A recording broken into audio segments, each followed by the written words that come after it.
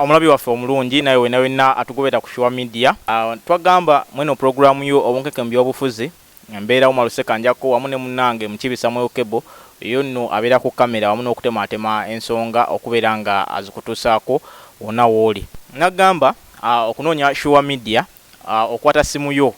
Okwata simu eyo nno n'onyiga amapeesa n'ogenda ku TikTok oba ogikozesa n'oteekamu Sure Media n'osobola okubeera ng'ofuna amawulire amayitirivu ddala amanyuvu ate era nga matuufu. Akozesa YouTube era nawe kyekimu kyokola, akozesa Facebook nawe okola bw'otyo onyiga bunyizi mapeesa n'otunoonyaako fe aba Sure Media n'osobola okubeera nga ofuna amawulire ag'enjawulo. Olunaku olwaleero ndi ne mukulu Ndiwalana Christopher Ntanda ono nno nga ye mwogezi w'ekibiina ki NRM mu muluka ogw'Empoma. Wetwogera ku Mpoma esangibwa mu Ggombolola y'Ennama disitulikiti y'e Mukono okugwe gumu ku miruka egikola eggombolola eyo. Wabula mukulu Ndiwalana ye mwogezi w'ekibiina ki NRM mu muluka ogw'Empoma ate era nga ye mumyuka wa ssentebe w'ekibiina ki NRM ku Ggombolola y'Ennama. Olunaku olwaleero tuli mu byobufuzi abakulembeze ab'enjawulo bagezaako okubeera nga bakuyega abalonzi baabwe era ng'olwaleero ziwedde ddala ennaku 8. Tumunoonyezaako okulaba nga agenda mu maaso n'okutusigira ekifaananyi nga entambula nga bwe zibadde naddala mu bantu abeesimbyewo okuva mu bibiina eby'enjawulo n'abo abeesimbyewo ku bwannamunigina. Olunaku olwaleero ngenda kumukuwa abeere ng'akubuuzaako n'oluvannyuma tugende mu maaso n'emboozi yaffe ng'atutemeratemera ye abiraba atya, kampeyini zitambula zitya ku ludda lwe lwalimu wabula n'abalala. Ssebo mukulu Ndiwalana tusanyusa okukulaba ku Sure Media, kusaba obuuze ku balabi baffe n'abo abatugoberera. Abalabi baffe mwenna aba Sure Media nyongera babuuzaako bannampoma, bannannama, bannakasenge, bannabulika, bannakatoogo, n'ab'ennamawojjolo mwenna n'ab'ennamubiru. Era nyongera okusaasira abantu baffe bonna abafunye ebizibu. Tusaba Mukama Katonda abagumya ate era n'abo abafunye ebirungi twebaza Katonda nti weewaawo era gye tuli akaseera kabadde kawanvu nnyo. Emirimu mangi badde gitutwala tudde eri naye abakulu bannoonyezaako tusobole okujja tusunsula ensonga tumanye abantu baffe basobole okuba nga batambula n'okumanya. Mukulu Ndiwalana gw'oli mwogezi wa kibiina ki NRM. Wabula ennaku ze tulabyeko ze tumazeeko omusanvu eziyise enkambi ez'enjawulo buli omu agamba ekintu nze nkirina buli omu agamba naali independent naye agamba nti ensolo ku kizigo kweri. Gwe endaba y'ebintu ogiraba otya? Saagala nnyo tugambe nti neera gw'ogenda kusuusuuta ekikyo wadde ng'olina eddembe eryo, wabula twagala tukube ettooki mu bakulembeze bonna abo abeesimbyewo abeeyagaliza ebifo. Naddala tusimbye amakanda mu constituency eno eya Mukono North era ng'abeesimbyewo wemba nkutangazizza mu balindooza abakulembeze bali 6 ba contestants 6 kati kwabo gw'olaba obiraba otya entambula zaabwe zonna mmanyi ogoberera bulungi? Neyanziza mwami Umalu ombuuziza ekibuuzo. Mukono North wetukubye amakanda nga bw'ogambye nti twagala tukubemu ttooki. Mukono North ekolebwa emiruka 11. Emiruka 6 giri mu Nnama, emiruka 5 giri Kyampisi. So akalulu kati kafuuse ka kibalo. Kalulu ka kibalo, akalulu sinti buli anaasinga otambula n'abantu abangi yagenda okulya akalulu. Kubanga tulaba nti ffe ekibiina ky'empagira ekye-NRM candidate waffe yatandikira Ntonto mu Kyampisi, then embiranye tujja kugiteeka wakati wa NUP ne NRM wadde nga waliwo n'abavuganya abalala. Okusinziira ku njogerayo olinga agamba nti nno bali babiri bokka bwe tusuubirako omuwanguzi, wabula nga gye buvuddeko awo nabaddeko n'omukulu akwatidde PFF kaadi nga naye agamba nti nno ku luno lwaki gw'ogamba nti nno embiranye eri wakati w'abo ababiri?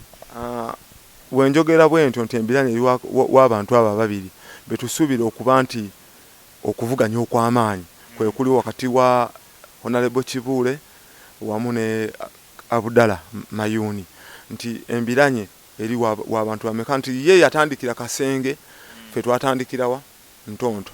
So n'abala bazze batambula, abala balina mawojjola, abala baliwa wonna bwebitwe ebize, naye nze ndaba nti leero akalulu mwami Umalu ngambye akalulu kano kalina kuba akalulu ka kibalo akalulu nkiddamu nkyogera nti sinti gw'onalaba atambudde ne boode nnyingi akalulu nti eyo yakamaze nedda taata era nkimanyi nti wekati ku luno oba oyagala oba toyagala teri ateyagalizangako nze ndaba nti obuwanguzi NRM ebulina.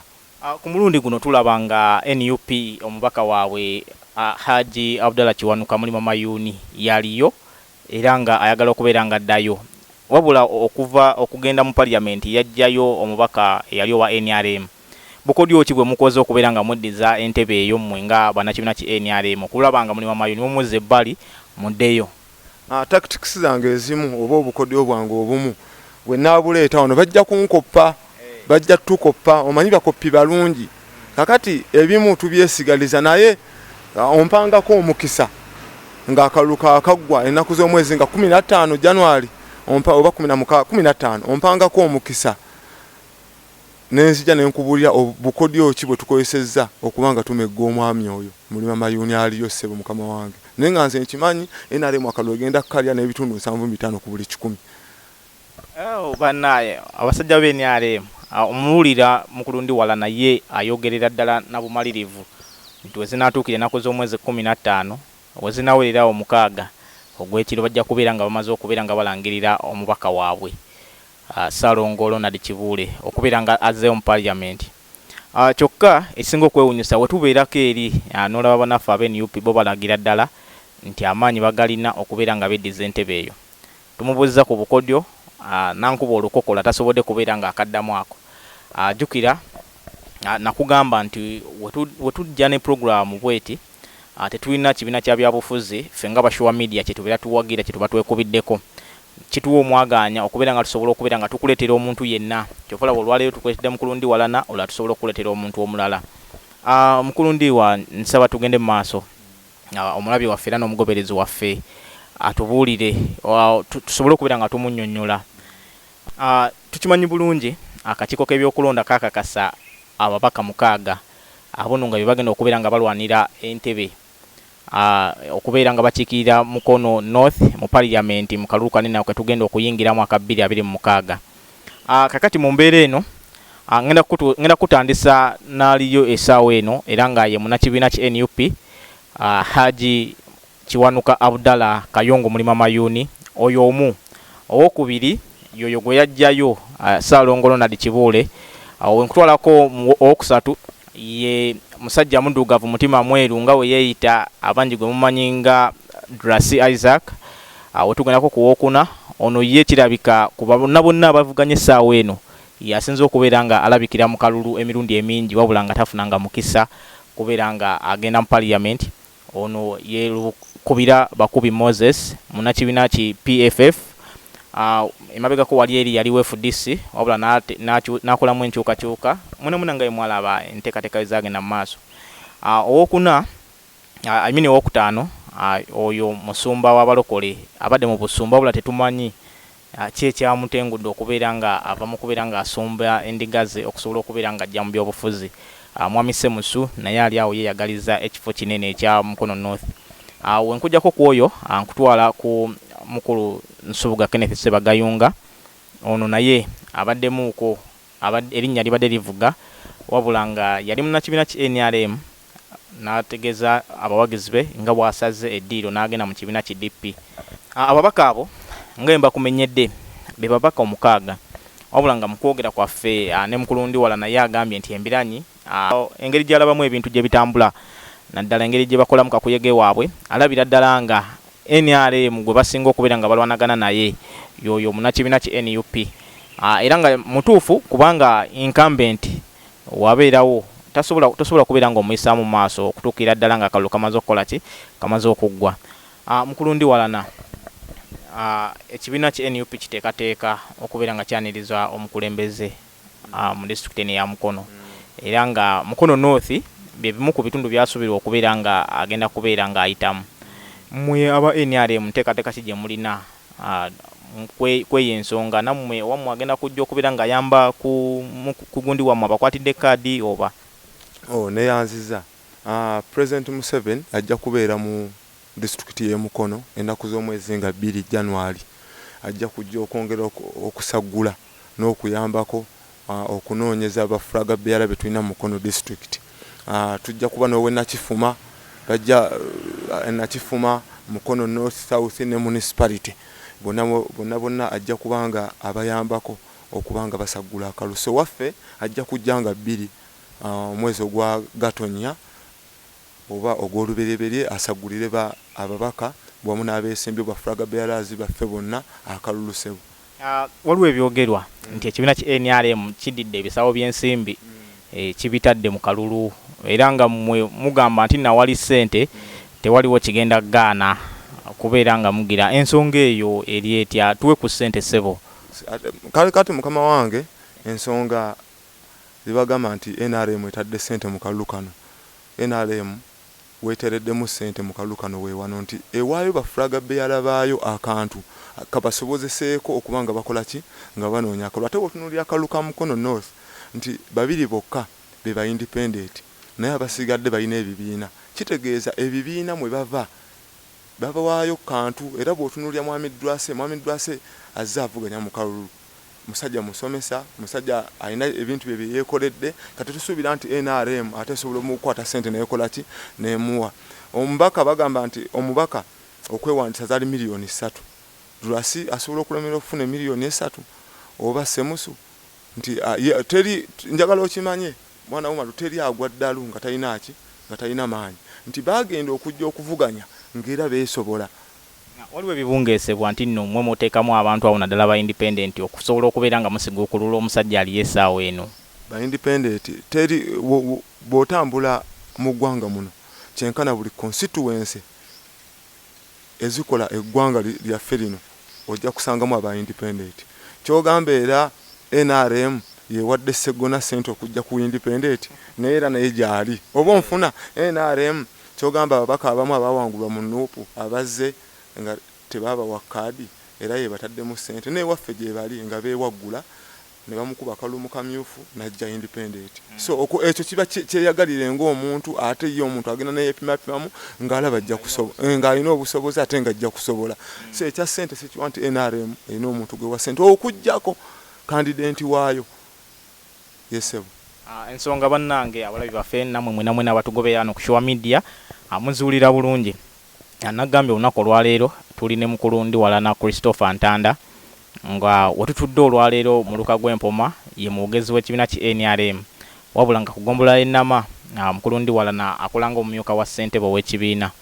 Olwaleero tugambye nti no katukube ttooki mu kalulu kano eno tulabe ababaka engeri gye batambulamu mu kubeera nga bakuyega abantu okubeera nga babalonda wabula embiranyi okusinziira ku Mukulundi Walana agambye eri mu masekkati g'ebibiina 2 okuli ekibiina ki NUP wamu n'ekibiina ki NRM nga NRM agikwatidde bendera ye yaliyooko ebisanja 2 biramba Saalongolo nali Kibuule era nga okusinziira ku muna NRM nga agamba ensolo ku kizigo kweri oli owa NUP ye Haji Kiwanuka Abdallah Kayongo mulima mayuni era nga yali essaawa eno wabula ennoonya y'akalulu twalabyeko emabegakaawo omusajja yazze n'akakodyo mulima mayuni akalulu yakanoonyerezaako ku boda nga alaga nti nno naye ali wamu n'abo balubyanza aba boda era yeetoolodde ebitundu ebyenjawulo nga ye nnyini yeyeevuga. Akakodyo ako ke yaleese olowooza kabalekawa?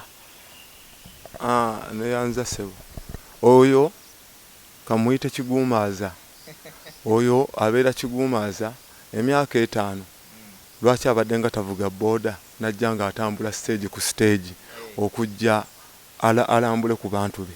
So kwegamba waliwo ennoonya omuntu kwegamba okutuguumaaza nti ali wamu naffe myaka emeka 5 abaddeyo mu palamenti. Ne muzeeyi agenda mwana naye twamulabakaawo ng'atambuza ebigere nga yeekalakaasa olw'obuli bw'enguzi. Kati kyogamba naye abalabi baffe baalibuuzizza nti ye lwaki yatambuza ebigere nga zina ziri zimpenkoni. So mayuni sijja muvuluga mubaka wa palamenti era essaawa eno yatukiikira nga bana Mukono North oba kye yakoze okubanga akalulu akanoonyereza ku booda eyo ddembe lye naye ffe gye tulaga tukola ki ffe tulabayo byonna bikole oba anoonyereza ku piki oba netukutuku ajja netukutuku naye ajja jijjirako nkusiba tukutuku ajja kukola ki n'amaanyi ga kifuba ajja jivuga naye bw'onalaba nga ajjayo maanyi ga kifuba ojja manya kati bikalubye musajja tumuli bubi essebo. Waliwo kenjagala tusembyeyo enkambi ez'enjawulo waliwo baneno abagwa mu NUP bagamba nti nno waliwo ate olukonko oluteereddwawo olw'amaanyi abavubuka balwanagana bakola ki mu mbeera eyo nti owa NRM wabeera tayagala kulaba wa NUP owa NUP wabeera tayagala kulaba wa NRM embeera eyo erina gye tutwala nga bannayuganda. Bwana Umaru ndowooza twandibadde n'akalulu ak'emirembe twandizanye ebyobufuzi ebyekisajja kikulu ne tuva mu ndooliito bino biri bino kano kaseera buseera okuva kati tuli mu kaseera ka byabufuzi naye tunagenda okuyingira feebu nga byo bikoze eki nga biweddewo naye saga tusikanga n'ebitogi kyani kyono kyolaba nga Electoral Commission yagamba nti Dulasi wobeera mu luka gw'empoma Kibuule beera Ntonto Mayuni beere Namawojjolo olaba gaapo eyo ebeeriwo oba ogiraba kwegamba sisuubira nti tusobola okuba ne bakandidenti babiri nga bali mu luka gumu tekisoboka baali beewala ki okusikangana ebitogi so ojja n'osanga abawagizi omanya abawagizi baffe buli omu awagira bulala mu mbeera ye kyani kyono naye of course nti ffenna tuli kitya mukono north tegenda kuvaawo nkya ate bannamukono north mukyaliwo okujjako nga okyusiza bukyusa woloni oba n'osenguka n'ogenda oba n'ogenda mu constituency endala naye nga nandisabye bavubuka bannange tukyuse mu empagira y'okusikangana ebitogi ffenna tuli kitya tuli kimu era tugenda sigala tuli kitya tuli kimu saagala mbeera yakusikangana bitogi tuwagire akalulu tukere ku makya tukalonde kabe ka mirembe naye bye mutandika nti ate kino kibiki kwegamba si kirungi era nkivumirira abavuka abadda ne musomooza bannammwe ne mudda mu kwesika ebitogi nze ndi wa Mayuni nze ndi wa Dulasi kikyamu so olw'ensonga nti bano ba candidate ate nno weewuunye mwattu bo babeera n'obudde ne basisinkana ne banywa kacaayi oba oli awo kati kankuwa ekyokulabirako baba bayita okukola program babaayo ng'ababaka naye ffe abantu babujjo baba bakoze eki baba batulese eri program bo basisinkana ne banyumya nti nze nja kubeera wano nja kubeera wali nja kubeera no so tukyuse mu mpagira tweyise bulungi tusobole okuba nga tutambula nga tuli kimu. Tweyanziza nnyo ndowooza omukulu mumuwulidde naffe nga abashuwa media twongereza ku ddoboozi lya Mwami Ndiwalana ne tusaba abalonzi namwe mwina abawagizi tekikugaana obeera ng'owagira NUP kubeera ng'okolagana n'oyo omuwagizi wa NRM kubanga kana akaseera k'ebyobufuzi kaseera buseera kagenda kubeera nga kaggwa era tusigale nga Uganda etambula nga bw'erina otambula nga buli omu akola emirimu gye nga bw'ateekeddwa okubeera ng'agikola. Nagamba wano ku Shuwa Media kye tukola tukuleetera omuntu yenna okusinziira ku nsonga eziba zigenda mu maaso naddala okwetoola eggwanga lyonna wamu ne bweru waalyo wabula kye tukola tumukuleetera okusobola okubeera nga waliwo ebigambo ebitujwetekebwako nti nno baakoze bati newe bati tukuleetera omuntu akwatibwako ensonga era oba oli awo wetubali tunoonya asobola okwogera ku nsonga ezigenda mu maaso tetunoonyeza muwagizi wa NUP oba wa NRM wabula tuleese omukulembeze mu kibiina ekimu ku ebyo ebivuganya. Nabwe kityo nja kusaba okubeera nga ogenda mu maaso n'okubeera ng'otugobera lino ku Shuwa Media kkiriza mukulu Ndiwalana muwe eddakiika emu abeere nga asiibula omulonzi Munnayuganda yenna gyali naddala abo abali mu luka gunene ogw'empoma n'eggumbula linamu okutwalira awamu. Neyanziza Bwana Umaru olunaku ku Lwokusatu ennaku z'omwezi zigenda kuba 19 Honorable Kibuule Ronald agenda kubeera mu luka gw'empoma agenda kuba agutalaaga so tujja kubalaale gaggadde enamamu center so tugenda tambula ebitundu byaffe omuluka gwange ogw'empoma mwenva gukolebwe byalo 13 tusuubira nti tugenda kutalaaga ku lunaku Olwokusatu naye ng'olunaku olwaleero omubaka ali mu luka gw'Ennamubiro era gyali abantu bamulindiridde abantu balina ennyonta Umaru myaka 5 abantu balina ennyonta abantu bayayaana okulaba nga bakomyawo omubaka Honorable Kibuule kubanga balaba nti ono aliyo twalimbwa byonna so abo abalonzi baberedde abazibu so kakati nja kusaba nti tugende mu nkuŋŋaana ezo naye ffe tetwagala fujjo tukuuma emirembe tukuuma eddembe tetusikangana bitogi tukuuma emirembe kubanga tuli bazadde tulina abaana tuli bantu bakulu tuli bavunaanyizibwa tekijja kunyuma kusikangana bitogi so nja kuva waggulu nga ngamba nti tunoonye akalulu ak'emirembe tweyise bulungi mu bantu so mbasiibula bannannama mwenna temwerabira Honorable Kibuule waali akyaliwo ne bafulaga beera baffe bonna Empoma Wenva Ddwaleru Aneti waali Namagembe Juliet waali bonna mubalabiranga ddala ku lunaku olwo. Tweyanziza nnyo omulabi waffe naye wenna atugobera no ku social media mukulu ndi walana alina kasembeza yagambye bannange tubeere n'akalulu ak'emirembe tulume kubeera nga tusisiŋŋana bitogi wabula alina bakunze kosi jakaddamu kubanga mumwewuliriddeko era ne mulaba nga ayogera ebigambo ebyo. Nagamba bwe tubeera ku programu yaffe omukeke mu byobufuzi ebeera ekuteereddwamu ssente bannaffe aba Sydney Associates baneno nga bakuguka mu kubeera nga babalirira ebitabo olina kampuni olina ssomero olina ki osobola okubeera nga otunoonyaako osobola okubeera nga obubaka bwo obuyisa wano ku social media nisobola okubeera nga tukutuusa ku bantu abo oba sicyo n'ogenda ebugoloobi wali ku Kisache Complex n'osobola okubeera nga obasangayo ne banyumyamu naawe n'osobola okubeera nga obakwasa bizinensi yo ne basobola okubeera nga bagitambuza mu maaso. N'abalala tulina bannaffe aba Ude Furniture abo bo bakola ebintu tulina bannaffe aba Ude Furniture nabo tutambula nabo okubeera nga tukutusaako enteekateeka zonna naddala ezikwatagana ku mukeke mu byobufuzi. Ude Furniture bano basangibwa kilomita ziri 6 ku luguudo oluva e Mukono ngodde Kayunga ekyalo bakiyita Lukojjo. Osobola okubeera nga otuukawo okwo n'osobola okubeera nga olaba biki bye balina n'osobola okubeera nga otwala mu ofiisi yo mu ddiiro lyo oba mu kisenge kyo osobola okubeera nga obafuna oba okubidde ku sales executive omukulu Dennis Rutakome ku namba y'essimu 0776 91 915. Gw'atakozesa MTN osobola okubeera nga ogenda ku Airtel n'onyiga 0700 9103 okusobola okubeera nga ofuna ebibajje ebyo bye bagamba nti no biri unique ng'omuzungu wagamba nti no unique wabula nga mu Luganda osobola okufuna ekibajje kyotalabangako wantu walala ku miwendo tegibeera minene nnyo wabula gibeera gya kuteesa. Osobola okubeera nga obanoonyaako gwakwesa oluguudo olw'e Kayunga osobola okubeera nga ogenda walira e Lukojjo n'osobola okubeera nga ofuna abantu abo ne basobola okubeera nga bakutuusaako ekibajje kye wandyetaaze. Tuna ne bannaffe abajeje contractors baneeno bo bakuguka mu kubeera nga bazimba ebizimbe kubeera nga bakuyoyootera compound yo na buli kimu design yonna na gy'oyagala wandyagadde ofisi yeefaanana etya wandyagadde essomero libeere litya amaka go wandyagadde gabeere nga gafaanana gatya nabo osobola okubeera nga obanoonyaako. Bano bali ku 0706 71456 era nga ne ku WhatsApp woba obeetaaga osobola okubeera nga ogenda ku 0779 27 n'osembeyo oba n'osobola okubeera nga ogendako ku mikutu gyabwe balina YouTube balina ku email osobola okubeera nga obasanga ku jjcontractors@gmail.com n'oteekayo obubaka bwo n'osobola okubeera nga obafuna ne bakolera omulimu gwo omulungi gwandibadde okubeera nga weetaaga. Nagamba mu programu y'omukeke mu byobufuzi mbeerawo Maluseka Njako wamu ne munnange Mukiibi Samuel Kebo ku kamera wamu n'okutematema ensonga zino okubeera nga azikutuusaako.